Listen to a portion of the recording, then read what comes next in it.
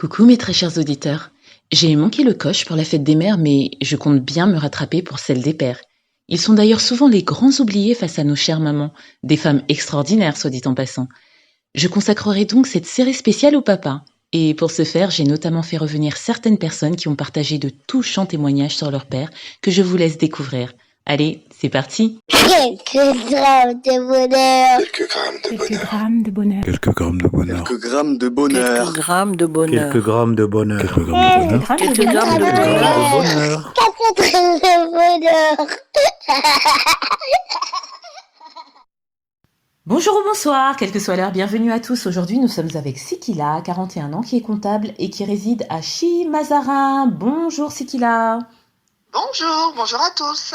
Comment vas-tu ? Ça va très bien.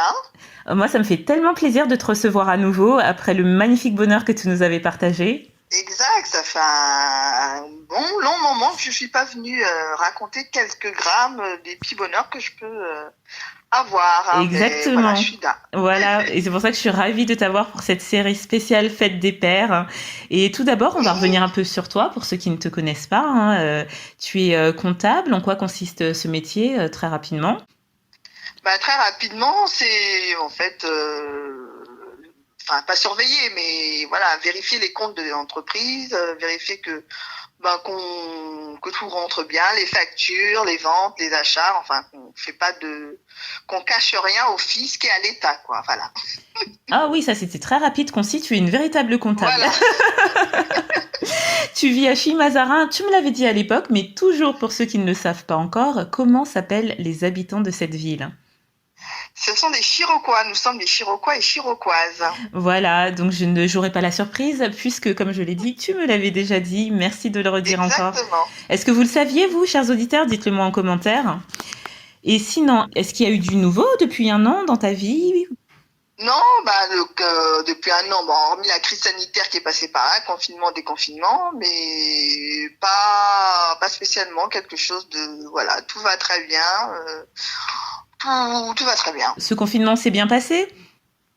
Dans l'ensemble, c'était un petit peu difficile à la fin parce que finalement, au début, on est un peu insouciant et puis au fur et à mesure qu'on sort et qu'on voit de moins en moins de gens et qu'on voit tout le monde masqué, moi, ça m'a plutôt provoqué un sentiment d'étouffement, un sentiment comme si j'étais claustro et puis un peu angoissant de voir tous ces gens masqués, toute cette atmosphère. Moi, à la fin, ça m'a un petit peu pesé. Donc, et à contrario aussi, le déconfinement, ça m'a aussi un petit peu fait peur parce que du coup, je me disais, on est bien chez soi, on va se mettre à ressortir, côtoyer potentiellement des gens qui sont malades et qui ne savent pas, bref. Oui. Mais maintenant, tout est rentré dans l'ordre. J'ai repris le travail depuis le 18 mai, ça fait un bien fou. Et puis, on continue à maintenir les gestes barrières, à faire attention et la vie doit continuer, quoi qu'il en soit. Oh, super. Merci pour ce petit message de prévention en passant. Je te verrai bien dans la politique plus tard, tu peux y songer. Non, merci. Merci pour ce topo de ces derniers mois écoulés. Et dans le cadre de cette semaine spéciale, quel bonheur vas-tu partager avec nous cette fois ? Donc le bonheur que je vais vous conter, c'est en rapport avec le premier c'est rigolo parce que le premier bonheur que je t'ai raconté il y a quelques mois, c'était par rapport à mon père. Et le deuxième, c'est pareil mais dans un tout autre contexte.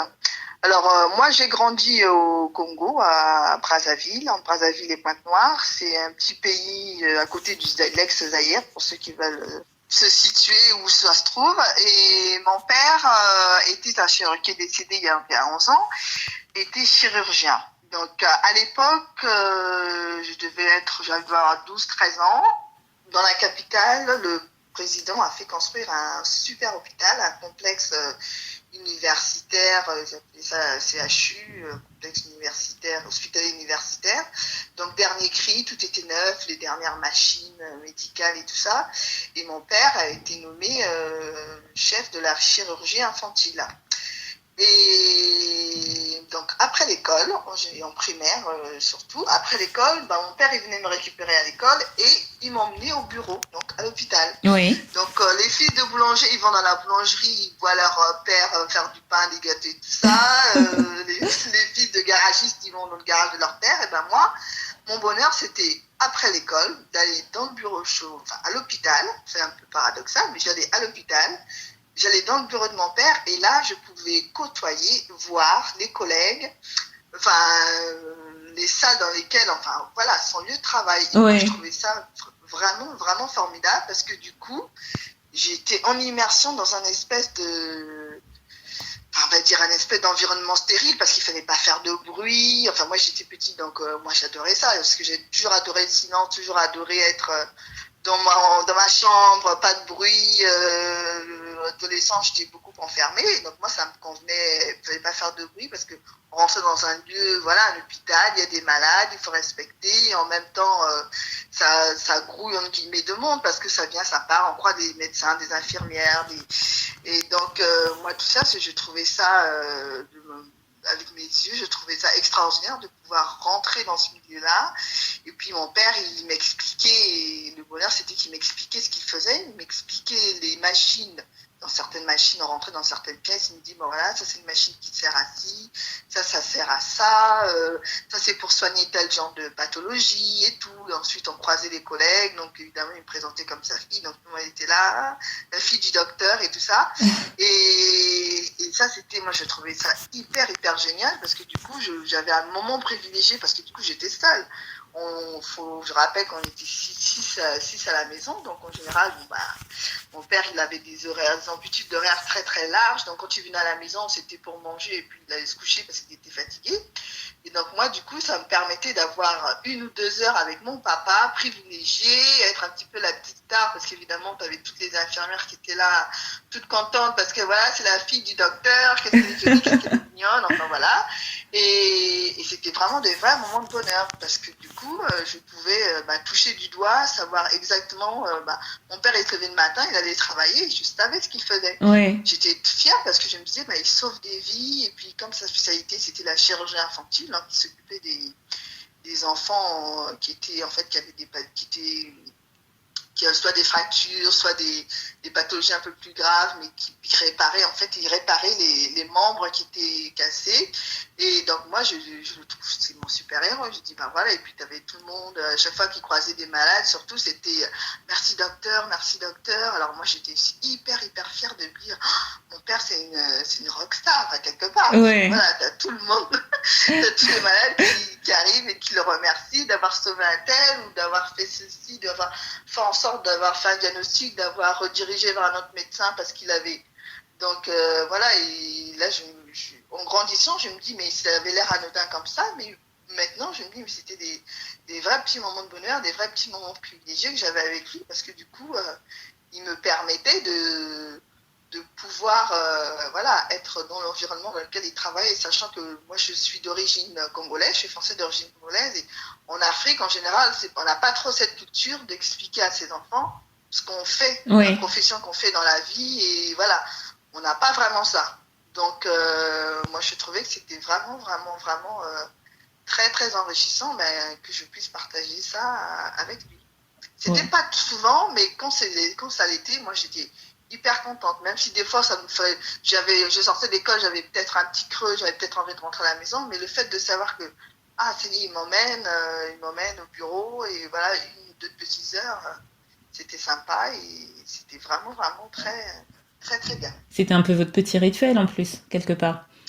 Oui, mais c'était pas tout le temps, parce que des fois il pouvait pas non plus. Des fois, il m'emmenait, mais il me disait, tu restes dans le bureau, parce que là, j'ai des trucs à faire. S'il devait soigner des gens ou faire des choses pour lesquelles je ne pouvais pas être là. Donc, des fois, je restais 1 ou 2 heures enfermée dans son bureau. Donc, là, c'était pas drôle. Parce que du coup, on est petit, on se dit, oui, dans le bureau, mais on a vite fait le tour. On fait des dessins, mais on se dit, à l'époque, pas de portable, donc on est là, on attend 2 bonnes heures. C'est pas le droit de sortir, parce qu'il faut pas sortir, c'est un hôpital. Donc, puis c'était immense, donc je pouvais me perdre, j'avais 13 ans. Donc mais c'était pas systématiquement tout le temps. Parce que on va dire que 90% du temps, je restais dans son bureau, et là, par contre, ça m'énervait. Donc souvent, je lui demandais, papa, on va à l'hôpital, mais est-ce que tu vas travailler, ou je pourrais venir avec toi. Il me dit, non, là, tu pourras venir avec moi. Alors là, j'étais contente. Mais voilà, la plupart du temps, c'était pas souvent ça. Non, c'est pour ça, du coup, quand il me faisait vraiment, avec lui, quand on faisait le tour de l'hôpital et tout ça, là, c'était vraiment génial. Là, j'étais vraiment comme une petite fille dans une espèce de parc d'attractions. Voilà. Ah, c'est un bonheur formidable pour plusieurs choses. Hein. Déjà, tu t'en souviens. C'est donc dire que ça t'a marqué. Et puis, tu nous parles quelque part aussi de cette importance, quand on a plusieurs enfants, d'avoir vraiment des moments privilégiés avec chacun d'entre eux. Avec chacun, voilà. C'est très très important. Et je pense que après pour les enfants, ça peut, comme moi, ça fait des souvenirs inoubliables. Et puis on se dit la chance que j'ai eue d'être là à ce moment-là. Voilà. Oui, c'est ça. Et puis une autre chose aussi que tu montres et que tu nous rappelles, effectivement, lorsqu'on est pris comme ça dans la vie, quel que soit le travail, on est là, on rentre, on part, on voit les enfants le matin, le soir, rapidement, le week-end, on est un peu stressé, on est un peu fatigué, on profite pas à fond. Mais c'est vrai que les enfants, pour eux, le travail, c'est quelque chose qui est loin d'être concret. On dit maman va au travail, papa va au travail, on sait pas trop. Voilà. Donc c'est aussi important. En gros, ils savent le titre entre guillemets professionnel qu'on a au travail, mais voilà, ils savent que papa il est informaticien, il est comptable, mais exactement ce qu'on fait, les locaux dans lesquels on est, oui, c'est ça. Et parfois, on pense peut-être que leur expliquer, c'est pas trop accessible, ils vont pas trop comprendre, mais c'est important parce qu'à défaut de pouvoir les emmener, parce que on peut comprendre qu'on ne puisse pas emmener ses enfants sur tous les lieux de travail, mais au moins prendre le temps de leur expliquer, parce que les enfants, contrairement à ce qu'on pense, peuvent s'y intéresser, peuvent être contents de le savoir, et puis même, ça fait toujours un moment de discussion parents-enfants, et ça, c'est très, très important. Et ce que j'aime beaucoup aussi dans ton histoire, c'est que oui, dans les relations père-fille, on voit toujours son papa, comme tu l'as dit, comme un super-héros, déjà de base, voilà. Mais alors là, de le voir mener les choses sur son lieu de travail, les gens qui lui sont reconnaissants, qui lui donnent de la reconnaissance, qui le reconnaissent, ça doit être dans les yeux d'une petite fille, waouh. J'aime beaucoup comment tu l'as décrit. Et puis on est fiers, on est fiers de dire, c'est super, mon père, il fait un truc génial, parce qu'il est remercié. On n'est pas souvent remercié dans tous les métiers. À certains métiers, oui, on est remercié. En général, dans les professions de santé, tout ça, on dit beaucoup merci, mais voilà. Oui, c'est vrai. Ça, peut-être qu'on en parlera une autre fois, mais tu as raison, la reconnaissance dans le travail. Donc, si quelqu'un a un bonheur à raconter à ce sujet, n'hésitez pas à me contacter. En tous les cas, merci énormément pour ce partage. Bon, malheureusement, tu n'auras pas l'occasion d'offrir cette interview à ton papa qui n'est plus là, mais tu pourras la faire partager à ta mère ou tes frères et sœurs et tes enfants, exactement. Et pour le jour de la fête des pères, ça sera une manière de vous remémorer les moments où il était là et peut-être de découvrir les souvenirs des uns et des autres sur cette même période. Exactement, et savoir si j'ai été la seule ou si peut-être mes frères aussi et sœurs, ils avaient ces moments-là avec lui, mais je suis pas sûre, je pense que j'ai été la seule. Ah ben voilà, ce sera l'occasion de le savoir et n'hésite pas à me faire un retour. Tu prends soin de toi surtout, tu prends soin de ta petite famille, tu prends soin de ton travail que tu aimes, de ta chère ville, des Chiroquois et des Chiroquoises. Même pour toi aussi. Merci beaucoup et surtout tu n'hésites pas à revenir si tu as un autre bonheur un de ces jours, peut-être l'année prochaine, qui sait, on se fera un petit rituel, nous aussi. Oui, pourquoi pas bientôt, on ne sait pas. Oui, voilà. Ce ne sera peut-être pas encore en rapport avec mon père, parce que depuis que je suis avec mon père, ma mère risque d'être jalouse à un moment donné, elle va se dire, allez, moi alors. Ah ben voilà, tu as une piste pour le prochain bonheur à nous conter. Merci énormément et puis je te dis à très vite. À très bientôt, au revoir. Et n'oubliez pas, vous autres, le bonheur aussi léger soit-il n'est jamais loin, alors sachez le voir, vous en saisir et l'apprécier. À bientôt. Quelques grammes de bonheur. Quelques grammes de bonheur. Quelques grammes de bonheur. Quelques grammes de bonheur. Quelques grammes de bonheur. Quelques grammes de bonheur. Quelques grammes de bonheur. Quelques grammes de bonheur. Quelques grammes de bonheur. Également envie de donner un peu de bonheur en partageant le vôtre ? N'hésitez pas à prendre un rendez-vous téléphonique avec moi pour une interview sur le lien suivant que vous trouverez également en barre d'infos. À très vite et n'oubliez pas de vous abonner. Merci.